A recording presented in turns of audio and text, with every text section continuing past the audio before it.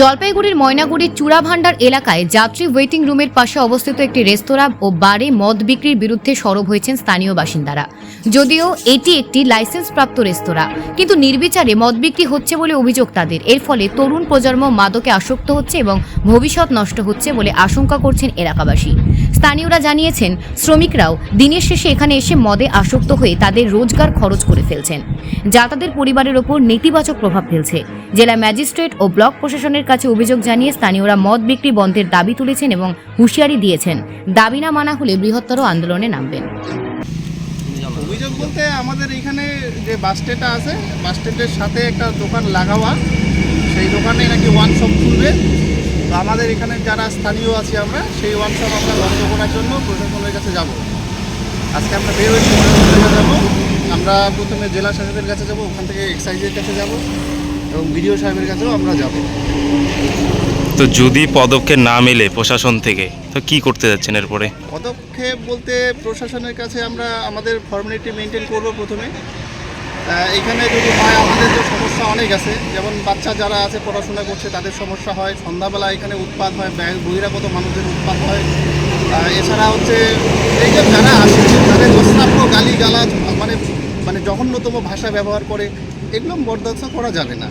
এই জন্য প্রশাসন থেকে যদি আমরা সত্যর্থ কোনো ভূমিকা না দেখতে পারি, তাহলে আমরা বৃহত্তর আন্দোলন, সেক্ষেত্রে পদ অবরোধ অনির্দিষ্টকালের জন্য বন্ধ করে দেবো। আমরা কি করতেছে এই ওয়ান শপটা? ওয়ান শপ তো করছে এখানকারই আমাদের এখানকার স্থানীয় ছেলে, হ্যাঁ, এই নরোত্তম আছে, নরোত্তম মণ্ডল, সে করছে। আর বাস স্ট্যান্ড যে রয়েছে, যে জায়গাটা করছে, হ্যাঁ, ওটা নিয়ে কি বলবেন? মানে বাস স্ট্যান্ডের পাশেই একটা করছে, একদম যেটা বাস স্ট্যান্ডের শেড, একদম বিশ্রামাগার, সে তার সাথে লাগোয়া, সেটাকে আমরা সেটা দৃষ্টি আকর্ষণ করবো প্রশাসনের কাছে, কী করে সেই জায়গাটায় করতে পারে এরকম কাজ। আজকে কোথায় দ্বারস্থ হচ্ছেন তাহলে আপনারা? আমরা জেলা শাসকের কাছে যাব, এক্সাইজের কাছে যাব, বিডিও সাহেবের কাছে যাব। আপনার নাম? আমার নাম অসীম রায়। এটা আমরা হইতে দিব না। মানে আপনাদের কি সমস্যা হচ্ছে যদি হয়? যদি বাচ্চা হবে, কিন্তু ছোট বাচ্চাগুলোর ভবিষ্যৎ আমাদের বাড়ির পাশে ওয়ান শপ হলে আমরা কেমন করে বাঁচবো? এইখানে তো বাস স্ট্যান্ডের পাশে ওয়ান শপটা, বরং আমাদের উঠানের মাঝখানে, মানে মাঝখানে একটা দেওয়ালি, শুধু পাঁচিল, আমরা কেমন করে এখানে বাচ্চা নিয়ে থাকবো? তো গ্রামবাসীর কি অনেকটা সমস্যা হবে ওয়ান শপ হলে? সমস্যা হবে, মানে আমাদের বেশি সমস্যা। আমাদের উঠানের মাঝখানে কিন্তু ওয়ান শপ করার কি জায়গা? এটা একটা জায়গা না। কে করতেছে ওয়ান শপটা? এটা